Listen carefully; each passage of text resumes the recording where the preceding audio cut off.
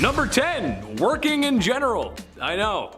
World War I, 1914 to 1918. If you didn't guess already, this wasn't the age of women, or at least treating them right. Just wasn't. This, however, was the beginning of things changing. The war had a lot to do with that. When men went off to war, women had to fill their shoes in places of work, when in reality, a few years prior to that, a woman working was a ridiculous idea. But what's a gal gonna do when she's got no choice? Knuckle up, buckle down, and do it, do it, do it. It might seem silly today to even mention women going to work, but this is good history. In the beginning of women's suffrage, really the middle of it. Number 9. This one's really cool. I like this one. This one's crazy. The Radium Girls.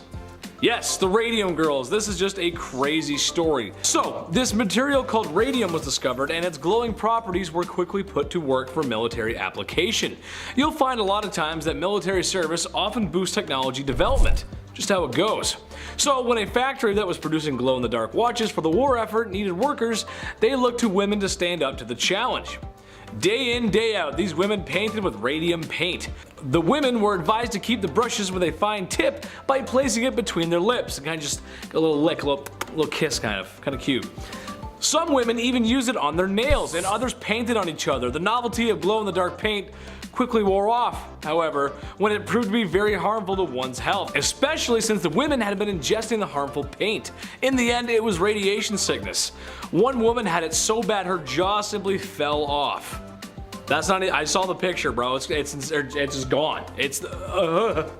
But number 8 on the countdown is sin eaters. Sin eating is a job that really only affects you if you have a discomfort with death or religious/spiritual. It was believed that when someone religious was to die after a life led of sins such as gluttony, lust, pride, or crimes and cruelty towards others, their family would sometimes feel that the only way to guarantee their loved ones access to heaven is through someone living taking on the weight of their sins. While the act is against the church's wishes, sin eaters go back as far as the 17th century. Depending on the family or the deceased, the meal served may be specific, but traditionally it was just a piece of bread. Placed on the chest of the laid out body, it was believed to supposedly suck up the sins of the dead, clearing them for a passage to heaven. Once the sins had been captured in the bread, the sin eater would sit on a stool facing the door and eat the bread before washing the bread down with a bowl of ale. Because he was a man who would willingly take on the sins of other people, he was often solitary in the community. However, sin eaters fetched a pretty fair price for the act. I mean, if it is true that you're taking on someone else's bad karma,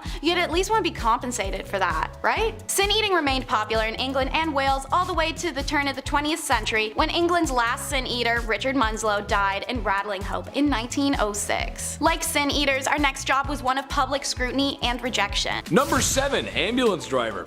Chauffeurs and drivers were a man's job when cars began to take over the roads. You gotta imagine this is a time when cars are still really new. However, why use a man there when we could use him in the trenches? Many women were trained and drove ambulances from the battlefield staging area back to a safer area where doctors and nurses await your arrival. The pay wasn't great, there was lots of screaming, and a slight chance of getting shelled by German artillery. There's a part of me that always gets nervous while watching footage of this time period. Like, the cars just look kind of flimsy, right? And they look like they could fall apart at any minute. And driving through the mud and the blood, top speeds only are going to be around 20 to 30 miles per hour tops. Cars get like 40 horsepower at most, which in case you didn't know is very slow. Usain Bolt on his best day runs twice that speed. I don't know, but you ever see that footage and the cars are so like, you know what I mean? Like, it looks like they're gonna make it up the hill. It's weird. Number 6, nurse. I know. Yes, lots of ladies were, are, and going to be nurses. That's nothing new. And any nurse out there in the medical profession, thank you for your service. Chetty thanks you. Now, I don't need to tell anyone in the medical profession how busy a hospital floor can be on a bad night. Nurses running around, paging doctors, phones ringing, papers flying, something about a code blue. Hectic, right? Well, imagine that, but less equipment, 100 years less technology, and all whilst under the suppression and threat of bombardment. Great. Yeah, not so fun, right?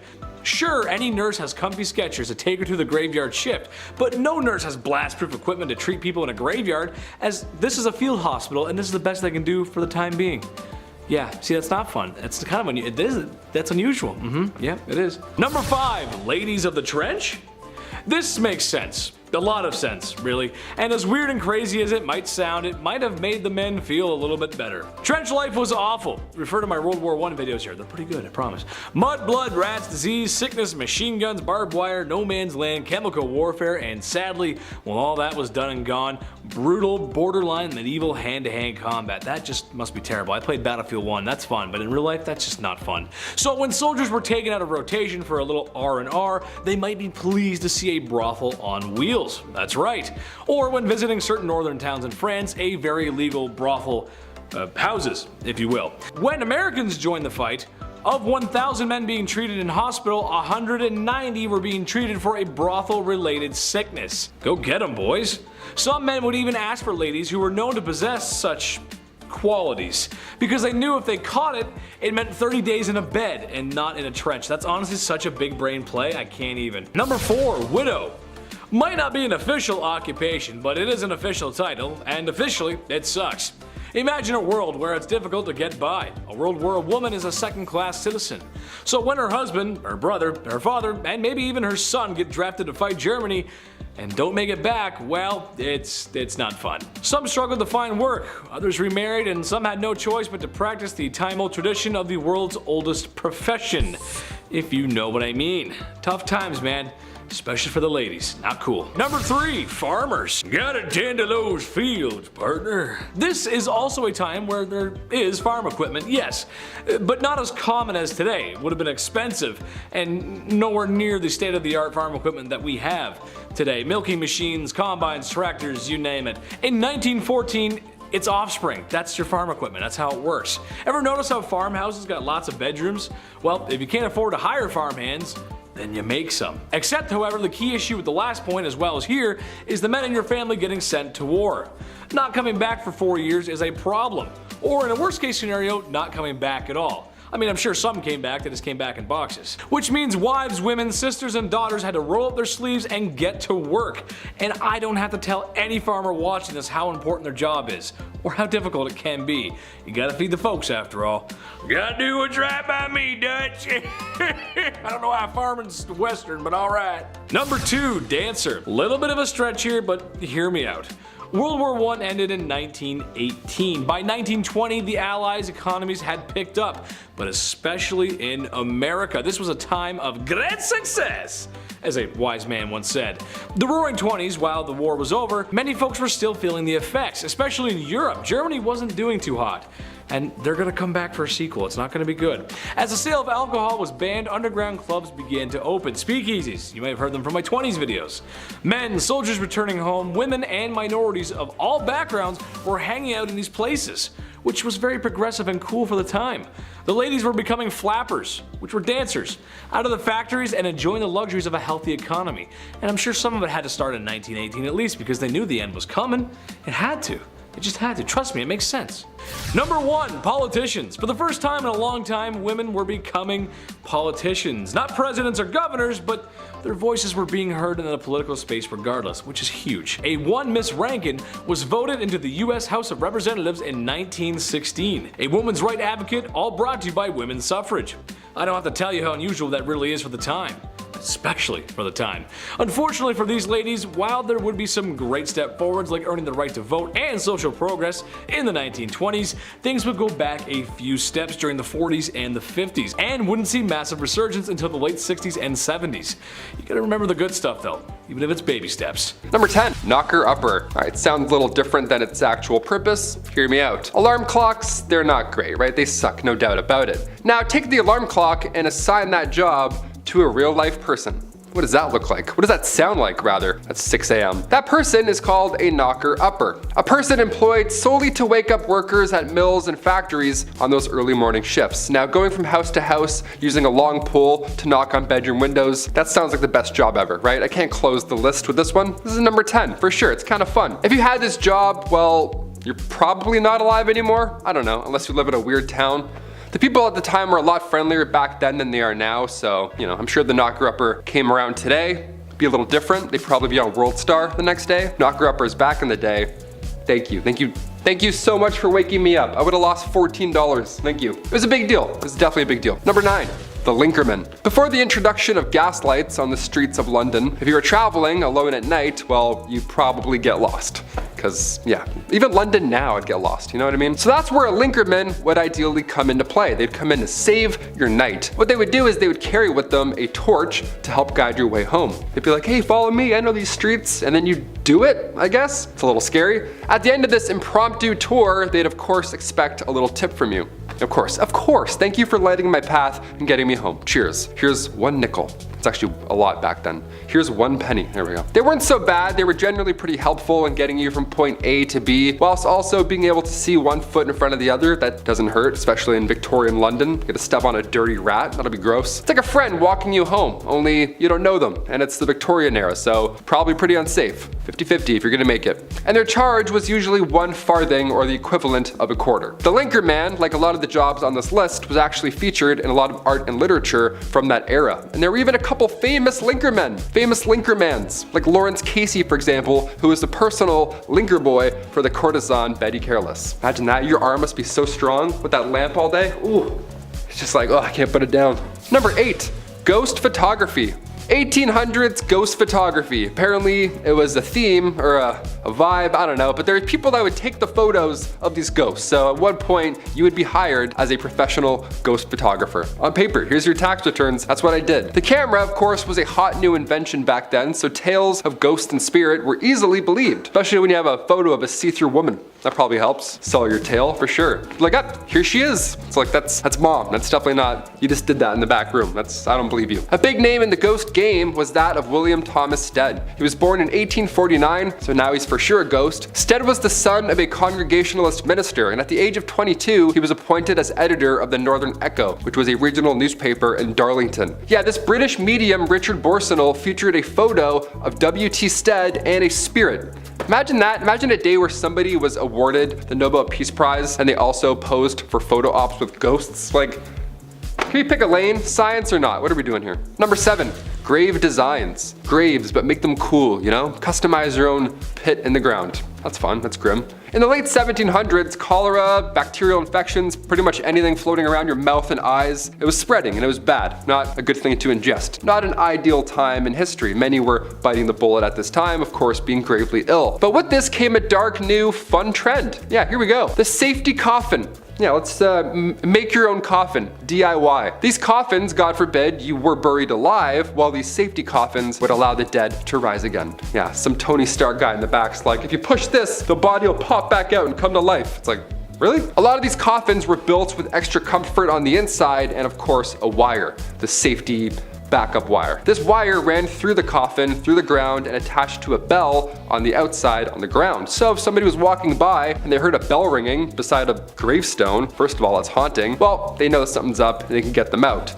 But folks would get creative with their safety coffins. They would ask the inventor to make them crazy things, like a man named Robert Robinson from Manchester. He had some odd requests. He passed away in 1791, but he instructed his family and watchmen to open this special door on his coffin after he passed. This special door would reveal a layer of glass. Yeah, so if anybody saw any condensation, well, you know, he's still alive and get him out. Only he wasn't alive. And now we just have the world's scariest exhibit, just a real life dead man. Let's close that back up forever. I don't want a glass coffin, that's disgusting. Number 6, rat catcher. I mean, obviously you know what's gonna happen with the name the rat catcher. It's gonna make a lot of you out there squirm in your seats, and I apologize in advance. Hit that thumbs up, you know, let's even out the energy. Rats in Victorian England, they were a massive problem. They were everywhere. Every nook and cranny of your home probably had a dirty, fat rat just sitting there with its weird teeth looking at you. From the basement to the pipes, everywhere. It was literally it was a big problem. There's even an account of them spilling over from royal parks. So imagine that. So of course there's a problem. So of course where there's a problem, there's now a job, right? Someone's got to do something about it. Rat catchers were pretty famous throughout the Victorian era. I mean, of course, brave souls, and they were highly praised in society, but the job, obviously, wasn't too glamorous. You'd be going into dark, dirty places where rats would make their homes, and we'd catch them, and you'd often have to kill thousands of rats every single year. And then deal with that. I don't even know how you deal with those bodies. Let's say bones, ew. More often than not, rat catchers would use other animals like dogs and ferrets to help them hunt down the rats, so You have your own little animal posse hunting down other animals. You would feel pretty good. You'd feel like the king of animals almost. Probably not, eh? It's probably a disgusting job. You probably hate it every day. Number 5, the mudlark. This is the scavenger of scavengers. The Victorian era was a very interesting time, and it was very tough to be a poor citizen. It's tough to be poor anytime, but especially back then. That's why mudlarks existed, not your average day-to-day paycheck.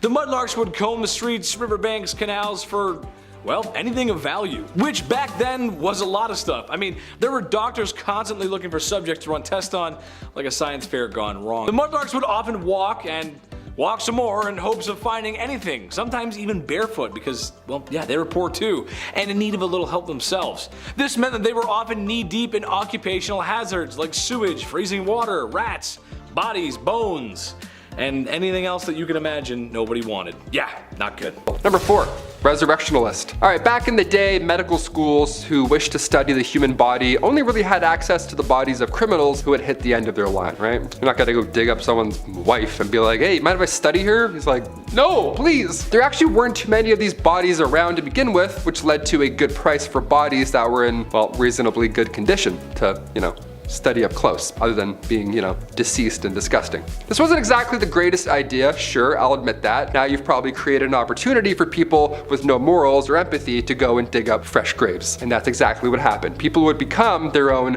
resurrectionalist. It's a cool name for a god-awful profession, if you want to call it that. The problem was so bad that people had to protect, they had to guard the graves of their recently deceased loved ones, or else these guys would come in and try and dig them up and sell your nana for like 20 bucks. You have to stay there for 4 nights and guard her. That's crazy. No one should have to do that. The Victorian era sucked. No one should have to do that. Or this next one here. Number 3, train engine cleaner. Yeah, this one's gonna suck. It sounds yucky already. For this job, you were required to get into, of course, pretty tough positions to, well, clean the engine of a train. Train engine cleaners would have to get inside a small hole in the engine of a train and shovel out all that coal that was left over. Yeah, as if shoveling the coal in wasn't bad enough, now some guy's gotta crawl under and shovel it all out. Nope. They go underneath the train with a dusty ash pan and they work away all day long and nights. These guys would spend their days shoveling 5 to 6 tons of coal into the furnace of the steam trains and then spend their nights climbing into the same furnace to clean it out. Every time I watch the Polar Express, it's always so magical, it's always a great time. But even on the Polar Express, there's a guy shoveling coal all night long on Christmas Eve. You know what I mean? That's how bad this job is. Magic can't even save it. Couldn't even picture a worse job to have with this goofy back. Imagine that. Imagine me doing this all day. No way. I'm gonna make it 1 week. Number 2, funeral mute. Ah yes, death. Happened quite a lot back then. I thought being a pallbearer had a lot of pressure, don't drop them, all that kind of stuff. Victorian London saw many, many funeral mutes. Now Oliver Twist, one of the lousy jobs in that tale, was that of a funeral mute. Oliver Twist is like, this one sucks. Well, it really sucks. Mutes were required to dress, of course, in all black with a sash while carrying a long cloth covered stick, and your job would be to, well, to stand and mourn and not say a thing the entire time. You'd have to stand at the door of the recently deceased home and just welcome death. Just embrace it. You have to be death. The mascot for death is now you. Horrible. In Victorian London too, you're gonna breathe in a fresh, rotting body. Nice, that's good. I have about 4 days left, thank you. And after that point, you would lead the coffin all the way to the graveyard. Nice and slow, like you were leading a marching band. Only it's not music, it's death behind you. And finally, number 1, a chimney sweep. I remember doing this when I was a kid. Okay, I got some questions now. I'm gonna make some phone calls after this list. I had to do this when I was a kid, but back then it was a lot worse. It wasn't a chore, it was an actual job. This was a terrible job to have in Victorian London, obviously. Chimney sweeps were famously young men, guys. I can't say anything else here, but they were young lads. That's it. History is pretty horrible, right? You could fill it in. 1840 was a good year, all things considered, because a law was passed that made it officially illegal for anyone under the age of 21 to climb in and clean a chimney. Nice. I was 18 cleaning my chimney at home. I had no idea. I could have busted out this law and been like, actually, 3 more years, Dad. See ya. Just moonwalk out of there. I'm not cleaning anything. Just the kitchen for now. I'm not using that tiny little brush. Why do all chimney sweeps have a tiny brush? Give them a bigger brush, Kicking off the list at number 10, plague body collector. Immediately into the dark and dirty. Here we go, we're not wasting any time today. Plague body collectors were vital back in the 14th century when bodies were quite literally starting to pile up. Somebody had to go in and somebody had to move them. That's pretty much this entire list. Somebody had to do it. So using an old cart and a dirty rag only, they would have to carry plague-ridden corpses 28 city blocks away. Great job, we love it. They would also cover the bodies in flowers to prevent disease, or so they thought. Yes, this tulip ought to prevent the plague. Number 9, galley rower. My arms are tired just thinking about this job. Here we go, I gotta warm up. Back in the Middle Ages, if you were assigned to work on a galley, well, you better hope you were below deck scrubbing something with someone. Some sort of swashbuckler, something, I don't know, I've seen Pirates of the Caribbean once. If you were a galley rower, you would be tired all day long. Some large vessels had around 1,000 crewmen. This was now a faster and more fierce way than any sail, but you needed a bicep or two, right? Benjamin Arbel, author of A Companion to Venetian History, states that back in the 1400s, a galley rower was one of the most detested obligations among Venice's colonial subjects. Yeah, obviously, they would do anything they could to avoid this position, which would sometimes include becoming a priest. Yeah, rowing a boat or Jesus, what's easier? They're like, Jesus, definitely Jesus. I don't blame them, I would hate that job as well. These noodles right here, this wouldn't do any good for any army. I'll complain about my arms being tired while in a paddle boat. You know what I mean? Think about that one. Number 8 is being a dancer. Ancient Egyptians loved their music and dance. They were celebratory, but also ritualistic at times. Farmers would dance to thank the gods for a good harvest. Dance groups would perform at banquets. People would go dance around the Nile in the lush season. The list goes on. Many men and women chose dance as a career, and it was a highly respected one. Dancing was considered an acceptable and normal part of life and even important to it. Most festivals were incomplete without it. In fact, dancing was such a revered career that dancers could start as a peasant and become a high status person from it, just like being a celebrity in the way that people would go to see them perform. Women at the time were even more revered for their grace, elegance, and acrobatics. This career had 7 types of dance: gymnastic, movement, pair dancing, imitative dance, which was like acting like animals, group dances like a historic cheerleading squad, dramatic dance was female exclusive and rested in illustration, war dances, grotesque dance, and then religious chant dances at temples, and lyrical dance, which was usually a depiction of lovers. Number 7, resurrectionalist. Yeah, you don't see a lot of these guys around anymore, eh? Wonder why, that's odd. A resurrectionalist is exactly what it sounds like. It's absolutely disgusting, and dare I say a bit of hogwash. These guys were responsible for digging up dead bodies, and then they would sell them to medical schools. All in the name of science. Gross, disgusting science. This was in the late 1820s, and at this time in Edinburgh, Scotland, the medical science community was on the up and up because of these guys. But in order to study new medicines to, avoid the next plague, they needed to get dirty. I'll tell you what they didn't need though. They didn't need William Burke and William Hare. See, these two Irish brothers, they were both resurrectionalists who were running out of patience and money. So they themselves would end up taking people out and then proceed to sell their corpses right after. They did this 17 times. They killed 17 people all in the course of 2 years. Then they sold their corpses to one Dr. Robert Knox. Yeah, it took 17 killings before somebody caught on to the system of theirs. Hare testified against Burke, so Burke got the old gallows treatment and was publicly dissected. His skeleton is actually, hilariously enough, still on display at the Edinburgh Medical College Museum to this day.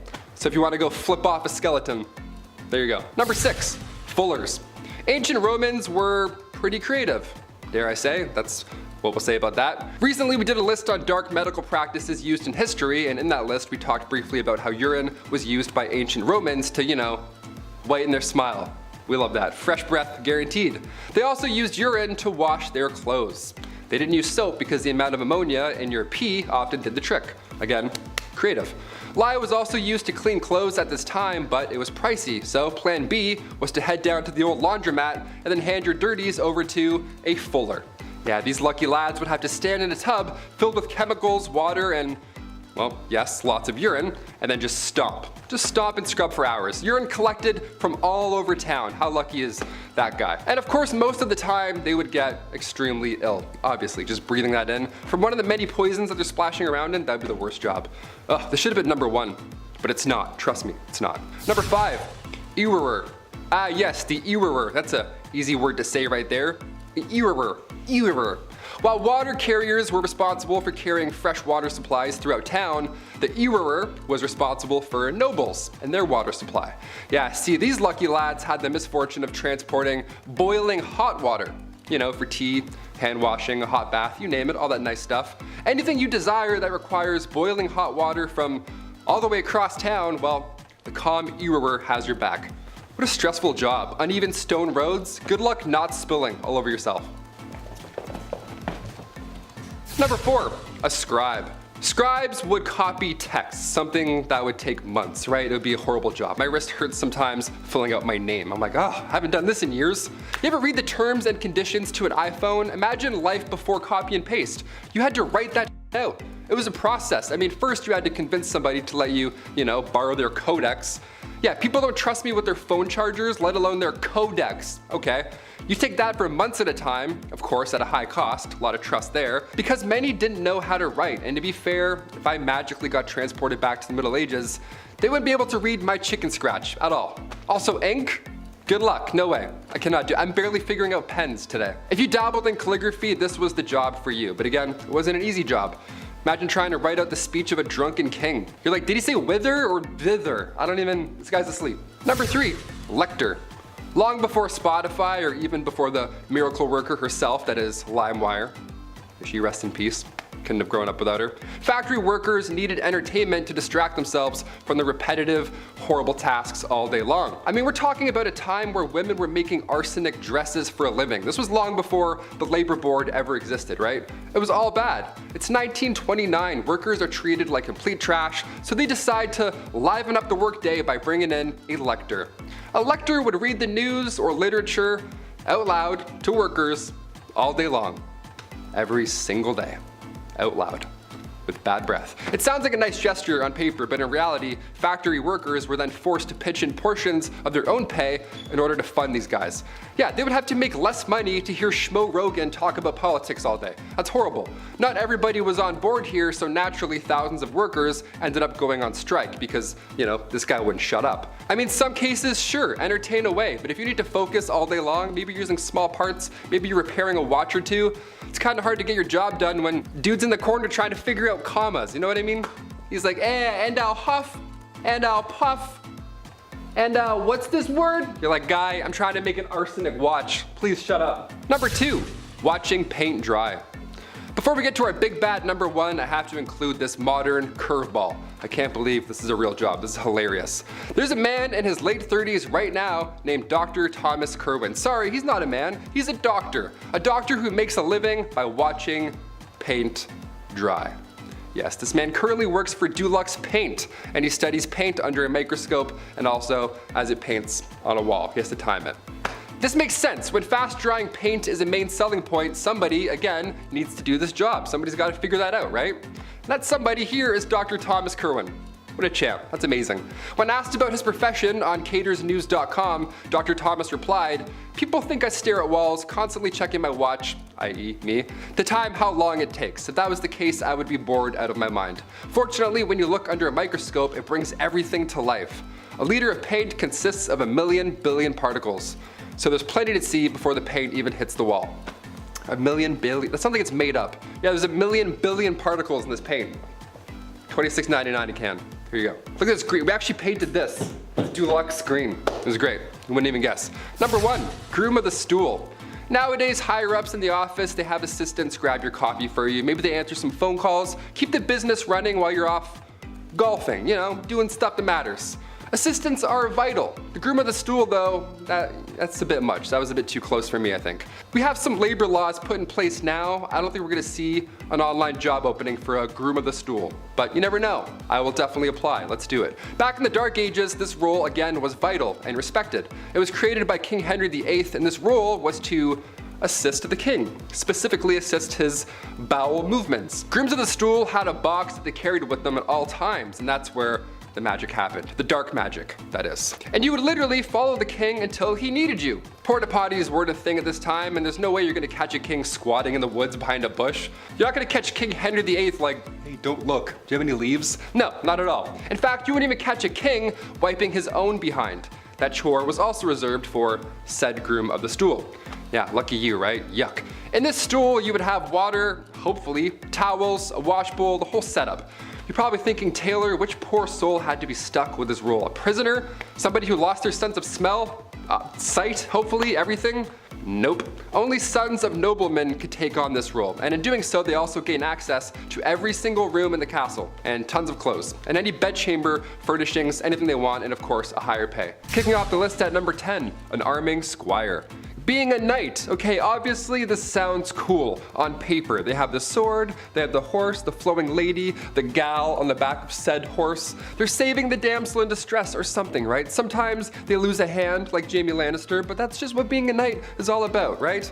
Also, spoiler alert, if you haven't seen Game of Thrones 9 years ago. It wasn't always a fairy tale epic being a knight. First of all, this process starts when you're 7 years old as well. So you would be given to a noble to learn for 7 years, and then at age 14, you became a squire. Ah yes, a noble squire. We've heard this term before. What do they do?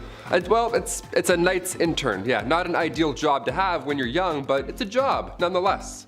Also, you had no choice, so you had to do it. Welcome to the Middle Ages. Arming squires, they had a lot of responsibility. Arming squires would repair a knight's armor while they were still wearing it. Yeah, how fun is that? Oh, which buckle was it? Ah, yes, that one. Yeah, fixing up chainmail on a grown man's thigh. Not ideal. Welcome to the Dark Ages. Pretty dark.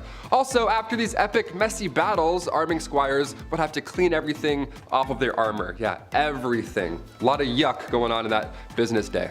This was long before Dawn soap was also a thing, so they had to clean with urine. Yeah, gross. So gross. It gets worse and worse. Welcome to the Dark Ages. Number 9, Plague Bearer. Yep, this one's as awful as it sounds. The title of this one really gives it away. The hot summer of July 1665. What to do with all of these poor souls who have been hit by the plague in the Dark Ages? Where do we put them? What do we do? You can't just hide them all in the catacombs this time around. So now what? Well, a plague bearer, he's got your back. Church wardens would organize burials, right? This was a normal thing even back in the Dark Ages in the 1600s, but when the plague hit, they had to change things up a little bit. If somebody had the plague, these guys would be responsible for transporting them far away and then burying them. A church would house these plagued souls away from society. How grim is that? But it's probably a great call, all things considered. Poor guy. Number 8, a knight. When we think of the knights in, the Dark Ages and stuff, we often forget about the silly royal duties that one had to attend to. Yeah, you thought jury duty sucked. Oh boy. Beastly justice. You ever heard of this? If not, buckle in.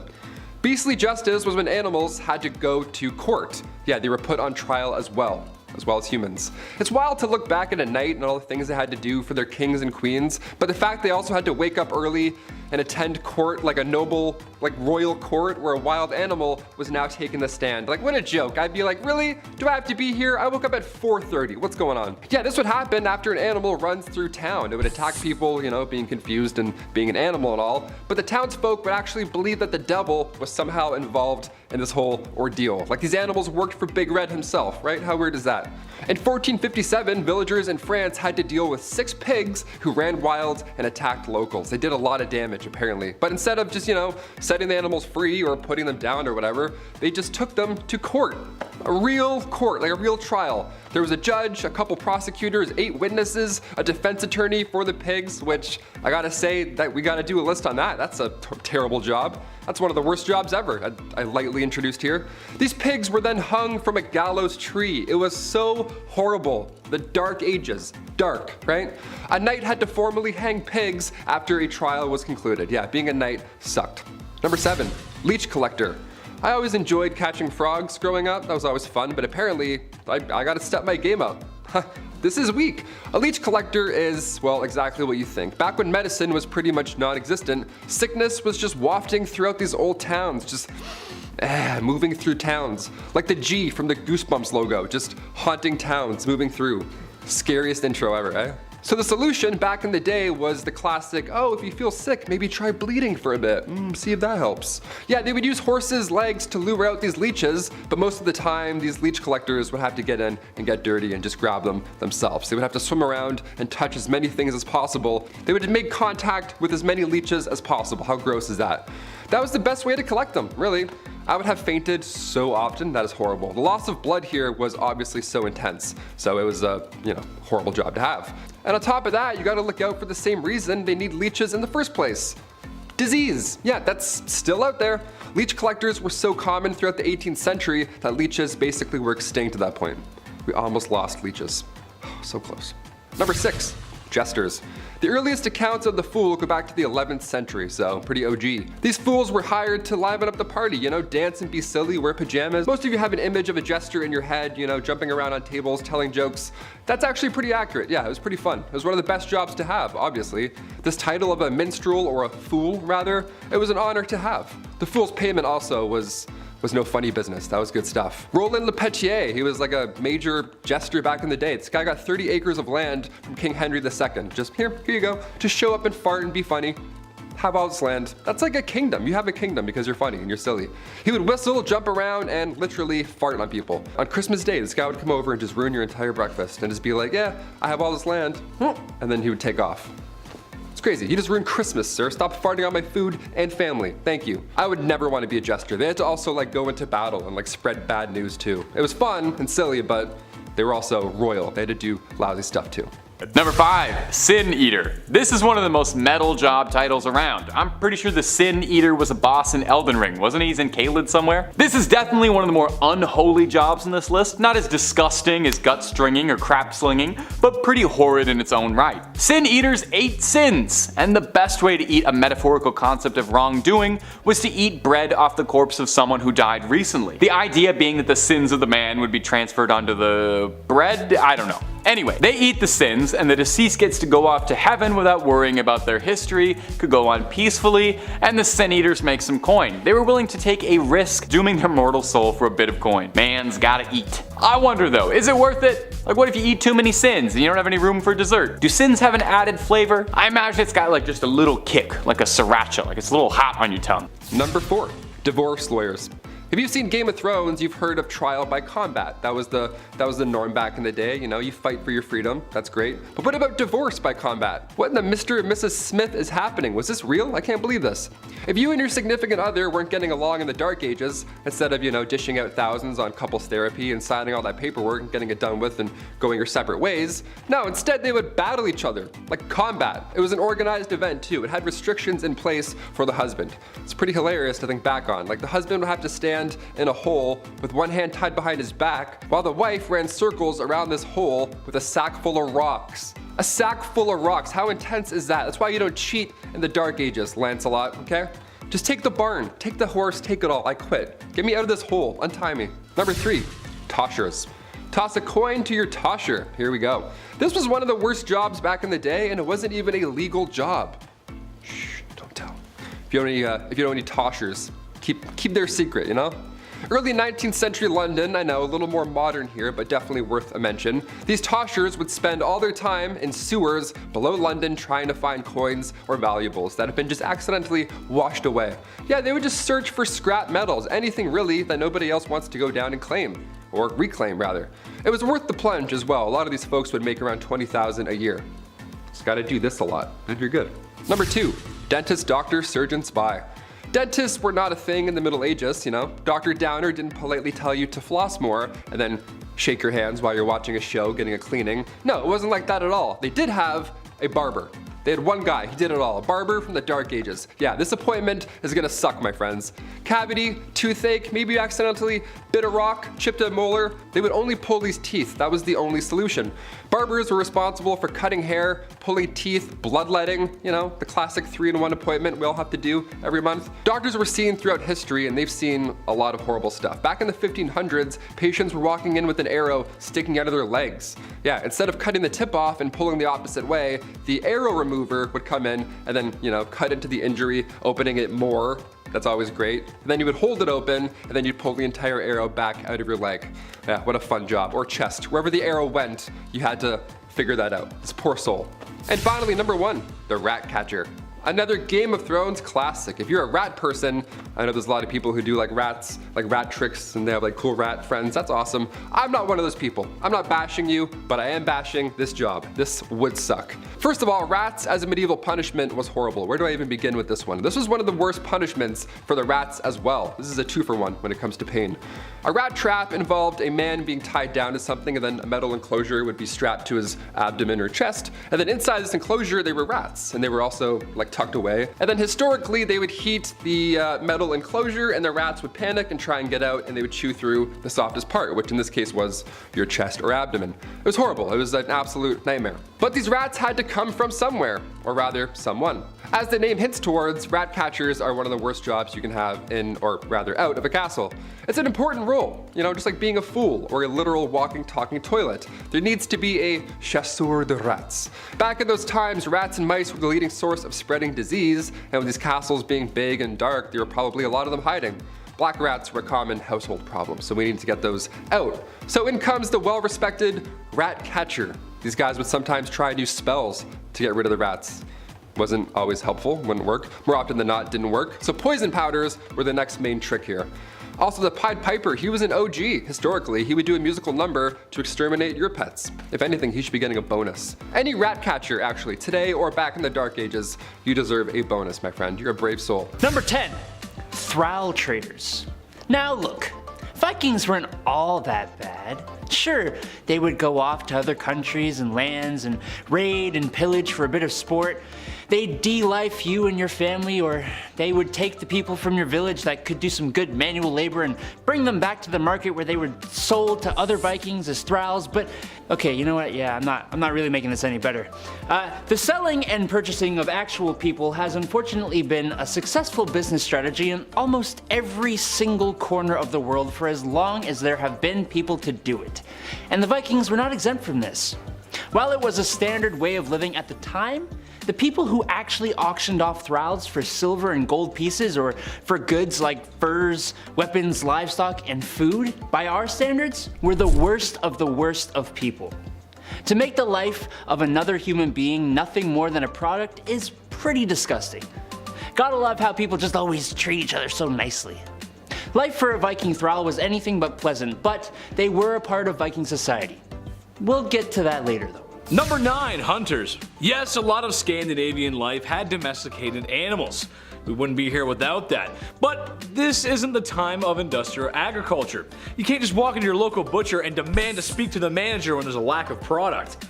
Trouble is, I think a lot of modern folks just don't know how difficult the process of hunting can be. Now, hunting is a way of R&R, a unique hobby that can give you a respect of nature and where your food comes from. Or it's a way to binge drink in a small cabin with 3 other men trying to get away from their wives. Vikings just didn't have it that easy. No catch, no food. For my taste though, in a time before gunpowder and rifles, stick to the small animals. Trying to take down a bear with arrows, that just can't be easy. Number 8, cupbearer. One of the most important roles in the castle, of course, belongs to the cupbearer. I have a Yeti, also quite important. Yeah, these guys don't just sit in the corner and play the cup song on repeat, although that would be amazing. We're like, yes, more of that. This is the first piece of music we've ever had. No, they would serve royalty their drinks. They were responsible for making sure nobody has tampered with any cup. This was a noble spot to have. The king really needs to trust their cupbearer, obviously. The best part of this position was also the most dangerous. See, cupbearers were responsible for tasting the king's beverage each and every time. You know, to make sure there wasn't any poison. That's horrible. It's kind of good though, I don't know. By the time dinner was over, Buddy probably had no idea which way was up. He's like, here you go, it's safe, and then immediately faints. Number 7, blacksmith. Being a blacksmith is a very difficult task. Red hot iron, hammers striking and forging the metal that makes our lives possible. Sure, we don't use them as much as we did in the past, but someone's gotta make horseshoes. Shout out to all the equine lovers out there. I see you. The point I'm getting to here is that in a time before power hammers and modern techniques, it's a long process. Takes time and skill. Some might even call blacksmithing an artisan craft, especially since a lot of the things that required a blacksmith to be a blacksmith, like making swords obviously, and shields and spears, but you gotta think about everything else. Door hinges, iron fittings, bolts, brackets. It's an important job in the Iron Age. What's messed up is how dangerous it is. Anyone working with metal will tell you how rough that can be. In a time before hospitals, burn treatments, and antibiotics, I would be careful on the grind wheel. Number 6, settlers. Life in the Scandinavian countries was not easy. Summers were like 2 days long, and winters would last so long Andrew could actually move his box over to finish filming on time. Hey! A large percent of the Vikings were farmers, but the soil there was not good. So, as more and more Vikings were born and families grew, some people decided to jump ship and move away. Or try to. They'd show up in England like, Hi, so I know we kinda just like totally raided you or whatever, but we would love your land and we're gonna settle here, okay? Cool. This was usually met with the pointy end of a 3-foot sword. They would settle in areas like Britain, the Netherlands, Germany, France, Spain, Portugal, and Russia. Some successfully, some not so much. They did successfully settle Iceland and Greenland though, with their population in Iceland reaching like 50,000. When they went to Vinland, otherwise known as Newfoundland, they settled for about 5 minutes before the Native Americans drove them out. Being a settler back in the time of the Viking was a necessity for some, but a death wish for most. Number 5, Fletcher. I used to be an adventurer like you until I took an arrow to the knee. Somebody had to make these bad boys. Archery. It was an important part of medieval life. Just look at the longbowmen of England. They'll tell you. Bows and arrows may not be the first thing you think of when talking about Vikings, but judging from text, art, and other evidence suggests that archery played a major role in Viking life. Chances are, if you saw a longboat coming into your shores, there would be some burly blonde-haired dudes with bows ready to find their targets. There's a part of me that thinks this is one time the player can blame the controller, or the arrows for that matter. Not every arrow is going to be perfect, so if something goes wrong, you can go back to base and yell at Youngrold. Number 4. Law speaker. So, in Viking life there were some rules and laws that applied to all Vikings, and some that were specific to each village or town. But they didn't have law books. There wasn't any kind of written law at all. No, instead, one lad from each town would go have the special task of being the law speaker. This was one person in town who would have the lovely job of memorizing every naughty thing that the members of the village weren't allowed to do. When a council meeting, which was literally called a thing, took place, he was there to remind everyone of any law that was forgotten or to listen and memorize new laws that were made. Then he would waltz on down to the village law rock and recite that law to everyone who was not part of the thing. Now, imagine if you forgot a law, or if you worded it differently and that caused someone to find a loophole, or imagine if you were someone who the law speaker didn't like. That guy could mess up your whole day. If the punishment for a crime was not death, it was sure damn close enough, being exiled into the cold, harsh wilderness. Look, the Vikings came into contact with enough cultures who made a habit of writing things down. Get with the program. Number 3, Thrall. Hey, I don't like it. Nobody likes it. It's YouTube's least favorite S word, forced manual labor, or you know what I'm talking about. Vikings were kind of twisted in that department, honestly. Like Adam said, sometimes for fun, they take you away for some good old-fashioned manual labor. Also, like Adam said, this was a very successful and profitable business strategy. If there weren't laws that made employers pay a minimum wage, well, I'd hate to see a world without those laws, you know what I'm saying? It's a terrible thing to find yourself in. While there were some sort of sick buyback freedom program going on, the thrall system does echo with serfdom in the rest of Europe, which if you look around isn't around anymore, probably for good reason. Number 2, traders. Vikings weren't just mindless brutes who would run around plunging their axes and swords into people, getting drunk and wearing little to no clothing. I mean, yes, there was a fair share of that, but they were also very handy, excellent craftsmen and explorers. As they grew, some towns became trading centers, importing and exporting goods from lands far away. Through Russia, Vikings came into contact with Chinese and Persian traders who gave them spices and fine silks and amber. They would barter with things like weapons, furs, walrus ivory, and fish. They managed to get wine from France and Germany. But while these Vikings decided to trade in the danger of robbing for a more diplomatic profession, they still had to travel. And while they may be making hella bank, that doesn't really matter when you and your longboat carrying all your goods ends up at the bottom of the ocean. Like we said earlier in the video, Vikings were amazing boat builders, but they were not masters of the elements. And if Thor decides it's time for a storm, or if pirates got you in their sights, you gotta deal with the consequences. Number 1, beekeeping. I'll admit it, I may be a cute husky guy who reminds people of other overweight comedians. I love Candy and Farley too, and maybe sometimes I fart too much. But as it turns out, I have some fears too. I know, who would have thought? One thing I'm not cool with is flying insects, especially the ones that can hurt you. I don't like those ones.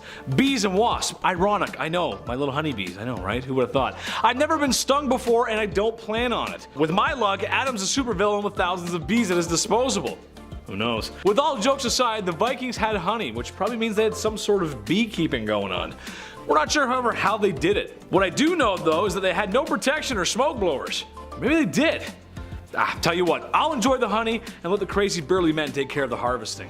Starting off this list, in our number 10 spot, we have the leech collector. This job truly is exactly what it sounds like. It's a person who is responsible for the collection of leeches. The little bloodsuckers were a popular treatment back in medieval times when just bleeding was a common treatment for a variety of ailments. Headache? Just bleed a bit. Common cold? Have I got a solution for you? Bloodletting, especially by way of leech, was actually used medicinally for thousands of years with possible ties to ancient Egypt. This medical treatment, however, of course, required leeches, which meant that someone needed to collect them. Many leech collectors were people who didn't have a lot of money, and more commonly, women. The job required wading in the water and searching for leeches, and how do you catch them? With your legs, of course. Leech collectors would wait for leeches to latch onto them, and normally would have to wait for about 20 minutes before pulling them off because they were easier to remove after getting fat with blood. How horrible. This already sounds awful, but what's worse is that after being bitten by a leech, the wounds tend to bleed more than a normal cut even would. This was great to get more leeches interested, but bad as a human who is trying to keep blood inside of their body. This job usually led to those who did it to contract illnesses from the leeches, their open wounds, or just have severe blood loss because at the time, people didn't know you could overdo it with bloodletting this way. In our number 9 spot today, we have the fuller. Wool is a clothing staple. It's been used for centuries, but back in medieval times, there was a disgusting part of the job that thankfully doesn't exist anymore, thanks to the invention of modern chemistry. Wool is naturally waterproof due to the fact that it contains oils that have been distributed from the sheep's skin, and these oils are what made the entire harvesting, carding, spinning, and weaving processes possible in these times. This is all fine and well, but the trouble comes in after all of that, because the cloth at the end of it all was coarse and easily frayed, and this is where the job of a fuller came in. They were tasked with removing the oil from the cloth. Okay, a little alkaline solution, no problem, right? Well, yeah.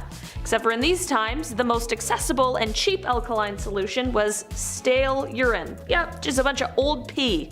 A fuller had to take this new woven material, put it into a tub full of old pee from who knows where, and then you stomp on it with your feet. And then you get no shower at the end of it either. What's a carpenter without his tool belt, right? What I mean is that fullers were also responsible for collecting their own pee to use for the wool, so they often needed to head to all the local public toilets and private homes to collect it. Just gets worse. In our number 8 spot today, we have the groom of the stool. This job doesn't sound too bad with just the title. It weirdly sounds kind of regal. I mean, it was quite a prestigious position during this time, but it also was one of the most humiliating jobs in history. In the medieval times, kings were looked on almost as if they were gods. You know, it's their divine right. And because of this divine right, for centuries, it was deemed improper for a king to wipe his own behind after using the facilities. This is where the groom of the stool comes in. This high-level nobleman would be responsible for fetching the toilet chair for the king when nature called, and he would also be in charge of the wiping aspect of the whole thing. No bidets, I guess, back then. The groom of the stool also played a role in monitoring the king's health, as he was tasked with examining the stool just to watch for any serious changes. And should the king be having some digestive troubles at any point, the groom of the stool would always be nearby and ready to administer a royal enema. In our number 7 spot today, we have the nightman. This is definitely one of the shittiest jobs from the medieval times, and I mean that quite literally. Also referred to as gong farmers, these people had the unfortunate job of cleaning out all of the human waste from the cesspits in the castle walls, which they would then transport to a pre-arranged location where it would be buried. These cesspits were the medieval equivalent to a septic tank, and they were usually located on the lowest level of the castle. The nightmen would end up digging through weeks, months, just sometimes even years of disgustingness, and they were motivated to gather as much as possible considering the fact that they were paid by the ton. Imagine, that's a frightening amount of work. The job was also quite hazardous, too. I mean, if we really think about what exactly they were doing, it quickly becomes clear that many of them died from disease, and there was also a good chunk of people who suffocated on the job as well. In our number 6 spot today, we have a sin eater. Okay, this is definitely one of the strangest jobs on this list. The job of a sin eater was to, well, eat sins. To do this, they were tasked with eating a piece of bread that had been placed placed on the chest of someone who had died. Definitely not an ideal day of work for me personally. The idea behind this was that in consuming the bread, they were consuming the sins of that person so that they could carry on into the afterlife peacefully. Basically, sin eaters were willing to sacrifice their own souls and their own eternal happiness just to make some money while they were alive. I'm not sure what's worse, taking the risk with the sins or eating bread from off of a dead person. I know, both bad. Number 5.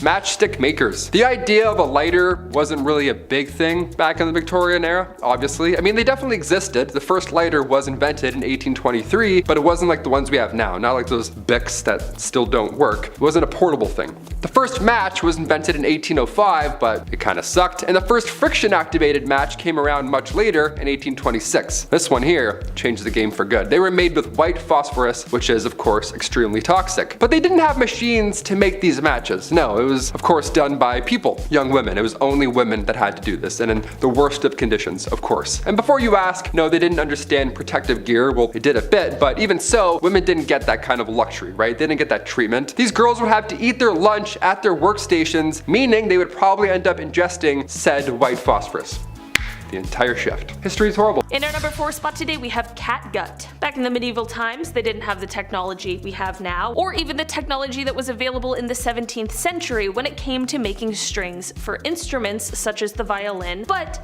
they still did have violins around, so how? Well, in comes the invention of catgut, which thankfully is not made of cat guts, but it is made of sheep's guts. Okay, really had you in the first half there. Violin string makers during this time would make the strings by basically twisting strands of sheep innards together. Their job would require them to butcher the animal in a very careful way, making sure not to rupture the stomach or the lower intestines. The process could take hours just to get the required materials from the animal. The insides then needed to be soaked in a wood ash solution for a good cleaning, but they needed to be monitored at all times to ensure that they weren't beginning to spoil, which is horrible. From here, the drying process began, and after that, it was time for twistin'. In our number 3 spot today, we have the rat catcher. Another job that really is just what it sounds like. Rat catchers had quite a busy time during the medieval times. There was a rat problem, and these rats were filthy and full of disease, and someone needed to catch them. Castles were often filled with extra grain, vegetables, and herbs in the case of emergency, and this led to the perfect environment for rats and mice. Even before the connections were drawn between rats and disease, people hated them, and this is because they would eat your food. A bad rat infestation for a person without much actually could have been a death sentence for them during this time. This meant that people really appreciated rat catchers in society, although the job wasn't a great one, was clearly risky, and also was largely ineffective. Rat catchers would sometimes try and use spells, sometimes they would use herbs as a sort of poison, and sometimes they'd even use the good old leave the body as a warning to the other rats trick. Yeah, wonder why it didn't work. In our number 2 spot today, we have the treadmill operator. This is a job that sucked during the medieval times because it was boring. It's basically like a human hamster wheel, but also because it was incredibly dangerous and not for those who were afraid of heights. Treadmill operators would normally be placed at the highest point of a structure, and the wheel they were stepping on was the top half of like a pulley system to help things be hoisted up as they were building said, structure that they're at the top of. This is a practice that started in ancient Rome and was reintroduced in the Middle Ages. This was actually a job that was commonly given to people who were blind because the fear of heights dissuaded a lot of people from doing this job, which only makes it probably more dangerous. In our number 1 spot today, we have the lime burner. Lime mortar has been a common and important building material for years, stemming back to the 1st century BC, but despite its importance, it's not exactly easy to work with. In order to use it, you need to remove the carbon monoxide from the calcium-rich stone, and this was the job of a lime burner. They needed to take the stone and heat it in a kiln at around 800 degrees Celsius. Sounds easy enough for sure, except for the fact that the job meant that you were constantly being exposed to rooms full of carbon monoxide and dust chalk that was capable of removing your ability to breathe. And also, just to top it all off, there's also a high risk that once the stone was done heating, it might also explode if it comes into contact with water. So better hope none of your sweat drips down onto it or else things are not good. And at number 10 is jewelry making. Egyptians saw deep spiritual significance in their jewelry, but also had a love of aesthetics. And those two things combined to create some of the most unique and lavish lavish jewelry found in history. Worn to ward off spirits, protect health, bring good luck, and more, there were even certain colors and designs that were associated to certain gods and powers. And so, Egyptian jewelers followed very strict rules regarding the mystical aspects of their jewelry creations. While a woman usually would not be a metal worker in Egyptian society, it was very common for her to be making jewelry. The tools were smaller and the process required less heat and thus less danger for her. Metalwork techniques included precious metal sheets that were cut and shaped, notched together. Wire work was accomplished through strip twisting. Pieces could be held together with this wire stripping system or crimping techniques. These strips were also how link chains were accomplished, as well as the securing of beads or the backs of earrings. And for jewelry designed exclusively for burial, the metal was often quite thin, as the jewelry of the deceased was not subjected to the wares of everyday life. Precious stones, ivory, real flowers, and shells were all common ornaments, as was name engravements, but it was more common with royalty. Jewelry makers were women of high status due to these contributions and the revelry jewelry held in ancient Egypt. For number 9, it's house vendors. Recognized as an ancient heritage profession and was at its most popular during time periods of ancient Egypt where women were restricted from going out when married. These vendors would roam neighborhoods with buckets and baskets of product for sale. Clothing, perfume, fabrics, snacks. Now, what was unusual is that the vendor was more often women than men, walking the streets alone, making these sales because many married women weren't allowed to go out walking the streets alone to make sales. You see the irony. Anyways, this profession found great popularity in single women, and many also were called upon to act as nurses in homes of the wealthy when needed. The career is named al-Dalala, but the idea itself has long been extinct with the freedom for Egyptian women to roam commercial districts. Number 8, shipbuilders. Vikings got around. All around, not just Europe, but a large part of the known world, even discovering places all by themselves. They were experts at building boats. They had dragon ships, nars, merchant ships, and a whole bunch of other kinds of water vehicles. But the most famous of all their ships would be their longboats. They used longboats to travel the world and to go on their famous vacations when they would go Viking. The dudes responsible for building these things are also responsible for the nightmares they gave all the monks and soldiers who lived in England and other European countries, assuming they survived. Imagine, it's a nice, crisp morning. You're just waking up for the long day ahead of you. You step outside to take it all in. Oh, what's that in the distance? A large, flat-bottomed oak boat with the head of a serpent or a dragon, with 50 to 60 large, hairy, sweaty, angry-looking men who are coming to put you in the ground or kidnap you, take your stuff, and burn your house to the ground? You know who you have to thank for this? Yeah, it's the Viking shipbuilder. Wig makers are number 7. Egyptians loved wigs for a reason that surprises many. It helped keep their heads cool. I mean, it also helped with hygiene and scalp pests and looking pretty, but the heat thing is what really gets folks. Many Egyptians had shaved or cropped hair, and the mesh-like base of a wig versus a headscarf allowed the body heat to still escape. And as said, wigs were also a great shield from lice or other invasive bugs. The hair used in the construction of wigs and hair extensions was always human and was either an individual's own hair or had been traded or bought. Hair itself was a valuable commodity ranked alongside gold and incense in a count list from the town of Kahun, which puts emphasis on the popularity of wigs. When hair was collected for a wig, it was thoroughly combed and then sorted into lengths individually. The Egyptians invented a variety of hairdressing tools, and the wig makers would take the time to braid or coil the hair depending on the wig style, coating each with warm beeswax and resin fixative so that it would harden when cooled. The job itself isn't unusual, more so the booming industry it had. Wigs weren't worn to this extent anywhere else at the time, and while yes they were functional against the sun, they were more so aesthetic than anything. Individual braid and extensions could also be attached to someone's scalp for aesthetics, the way that box braids, twists, faux locks, and many other ethnic hairstyles are accomplished today. Wigs were made in a type of factory setting. Archaeologists have uncovered the remains of wig factories, wig boxes have been found in tombs, and multiple mummies have been found with wigs or braided in extensions. Number 6, we meet our ladies of the night.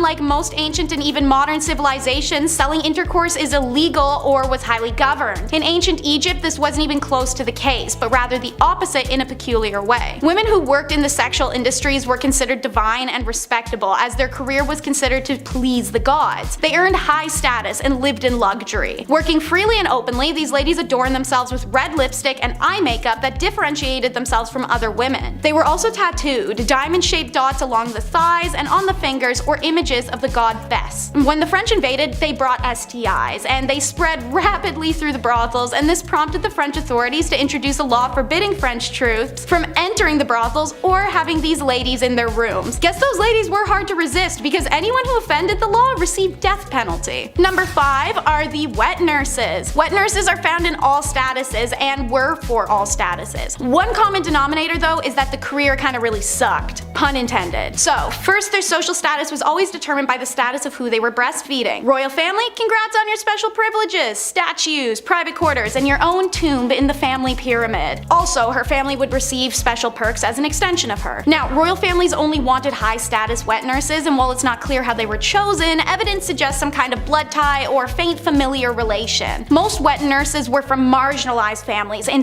lower socioeconomic statuses and worked under conditions and pre-definitive wages. Wet nurse requirements for any status were intense. She'd have to have given birth at least twice, have a large but healthy body due to the belief that large bodies were more nourishing. Despite that, her breasts should be medium. Too small, not enough food. Too big, the baby's spoiled. In addition to all of these prerequisites, the wet nurse should be sweet-tempered, affectionate, and responsive to her charge. She should also abstain from intercourse because it could reduce her affection towards a child, and they also said no alcohol. A good call, knowing what we know now. Wet nurses were women exploited for the products of their bodies. As slaves, they were coerced for their milk. As lower social status women, they were employed for their bodies to enhance their inadequate domestic status. Even her own household suffered physically and monetarily if a wet nurse defaulted or failed a contract. On the same page, surrogates are number 4. This is a widespread practice in Egypt. The first story of surrogacy, found in Genesis 16 of the Bible, was the story of infertile Sarah having Egyptian Hagar carry her child for her and her husband Abraham. Even Egyptian pharaohs had used concubines to produce heirs. They often married their sisters or aunts, and children born of these marriages were most of the time not in great or functional health and wouldn't survive. Any child born of a concubine for a pharaoh was accepted as his lawful offspring. Now, they were quite limited in their rights, and they could only inherit the throne in case of the absence of another more entitled heir. Surrogates experienced similar contracts and status leveling as wet nurses. They were desired to be mothers already, have a bigger, healthier body, and naturally beauty was a desired element as well. Women of low status who made a career of surrogacy often died in childbirth or from hemorrhages due to the repetitive birthing process, but for some, it was the only career they could have. Priestess is number 3, and so while it was a male-dominated field, many women were employed as a priestess or a high priestess at the temples around Egypt. Mostly from upper status, many were married to the priests, which they owed their position in society. Despite this, they played roles in the temple rituals, such as servicing goddesses Hathor, Neith, and Pakhet, or working as dancers, musicians, singers, and acrobats in the temple. The most important priestess was known as the god's wife Amun. This woman was usually the daughter of the pharaoh or sometimes his wife. She usually held a very high position in court and performed important rituals to honor the god Amun. The priestess was in charge of managing the gods' affairs, attending to ritual dances and performances, shaking their rattles and rattling their necklaces, which were long and heavily beaded objects. By the beginning of the New Kingdom in 1550, the title Chantress of Amun was used, and it was usually the wives of the priests who gained these elevated positions as well. The concept of a woman as a priest was unheard of in many kingdoms. A high priestess and the reverence and traditions of female gods being led by women were unusual to outsiders of Egypt, who oftentimes restricted most priestly activities to just men. Number 2 is professional mourners. Okay, so here's a weird one. Professional or paid mourning is an occupation not only found in Egypt, but in China, the Mediterranean, and Eastern Europe. This practice is literally paying a stranger to attend a funeral to lament, deliver a eulogy, help comfort the family, entertain, or lay on the ground wailing. There's some range here, depends on what kind of funeral you want to have. These paid mourners made ostentatious displays, messy hair and smudged makeup, wailing, pounding on the ground or their chests, throwing themselves about as they smeared dirt and sand all over their body while they screamed. It's a full spectacle. Now, another depiction of the paid mourners in Egypt is a little more chill. 2 women in impersonating the goddesses Isis and Nephthys. They were believed to play a special role in someone's death. Most inscriptions of a funeral where they are present as paid mourners, they are on each side of the corpse and their bodies are fully shaved. These women also had to be childless and have a tattoo of either Isis or Nephthys' name on their shoulder. Most evidence of professional mourning is seen in pyramids and tomb inscriptions, such as women holding their bodies dramatically in sorrow, braced over a casket with tears flowing. If you were a theater kid, this was definitely the type of job for you. And number 1, it's the female physician. Egypt is a difficult one with historians. There's been a lot of largely ignored discoveries due to the opinions of those who found them. The evidence of women in ancient Egyptian medical fields is part of that because, as it turns out, their physicians were actually primarily women. Evidence shows women in the medical profession going back into early dynastic period Egypt when Merit Ptah was the royal court's chief physician in 2700 BCE. She was the first female doctor known in world history, but there is another unnamed female physician who is listed to be the head of the Temple Neith Medical School in 3000 BCE, so maybe not. But either way, the first female doctor was in ancient Egypt. Women were highly respected throughout Egypt's history, and many of their goddesses represented facets of health. Neith has been associated with the invention of birth, and Hathor represents fertility. 4 deities associated with healing are Heka, Sekhmet, Serket, and Nefertum, which are all female. So, bizarre claims you may have heard that no women are involved in Egyptian medicine don't accord with the values of their civilization, which were incredibly equitable. By this reasoning, there were no women involved in anything of note anywhere in the world until the modern era, because history books make no mention of their contributions. But it's all up to say.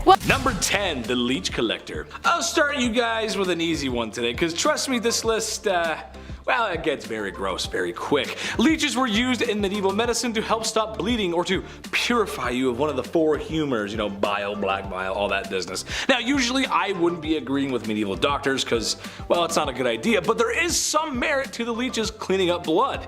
It's still done today, mind you, in a much more controlled situation with antibiotics on standby, etc. In the oldie times, someone had to go get them though. Someone had to roll up their sleeves or, well, actually keep them rolled down and walk into the swamp or whatever murky water there was and pick up the slimy bloodsuckers. It can be worse, as I'll prove in this list, but it's still not a great, it's not fun. I wouldn't want to do that. Picking up leeches and then you go home and like, gee, I feel really tired today. And you look at your leg and you're covered in leeches, it wouldn't be good. It wouldn't be great. Number 9, groom of the stool. We've talked about this job before on Bumblebee, but Taylor and I think it's very funny because, well, yeah, it is. It's pretty funny. Basically, it's like having a bathroom attendant. Sometimes if I eat too many Slim Jims, candy, beer, and Taco Bell, I get an upset tummy, which means I'll be on the toilet hunched over, wishing to God I didn't have extra hot sauce on my tacos. Well, imagine if there was someone there to help you, someone to just talk you through it along the way, perhaps offer a conversation, a breath mint, and more importantly, aid you in cleansing the royal bottom. Ooh, yes. That's right, back in ye olde England, there was someone who aided the king in his bathroom duties. Funny enough, it was actually a well-respected position. Just, keep some hand sanitizer nearby so you can just clean up after. I wouldn't want to do that. Number 8, the vomit collector. Here we go, folks. Romans, opulent partiers and conquerors of the ancient world.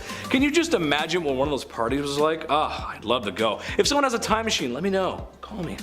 Well, supposedly, as the legend goes, the Romans were so opulent, so greedy, that they would vomit to make room for more food and treats at the most greedy of feasts. Well, this wasn't exactly a modern age, so the vomit wasn't going into a toilet or a modern plumbing system. Sometimes just on the floor. So someone had to come over and clean up all that refuse. Yes, that's right, the vomit collectors. Their job was to clean up after all the wealthy people emptying their stomach contents just so they could fill it back up a little more. Or a lot more, because it's a buffet and a feast. Gross. Number 7, Fuller. Fuller?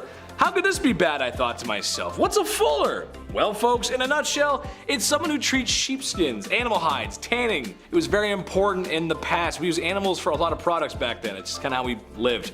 With that being said, the process of which is not very desirable. Sheepskin is actually quite difficult to process without the use of chemicals. Well, and the only readily available chemicals at the time were urine. Oh boy, I want to puke thinking about it. The skins were soaked in urine and then processed.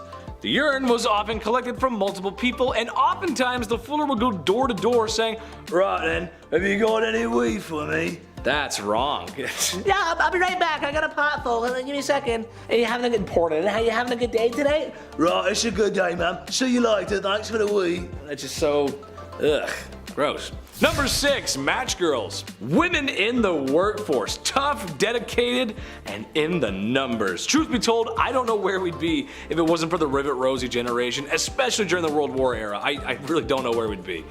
Couldn't do it without you. Well, let's take the match girls, for instance, who work day and night to make the very new and effective phosphorus match. Ooh, one strike all, baby, love it. Their job was to take little itty bitty pieces of wood and dip them into a phosphorus solution. Bada bing, bada boom, you got yourself a match. That's how it goes. What's gross is that after years of working there and inhaling the vapors from the chemical soup they were working on, well, it had some pretty nasty side effects. It would cause cheeks to have a strange glow about them, and most commonly gums to bleed and have an awful smell pouring out of your mouth. That's not good. The only cure was to have an infected jawbone removed.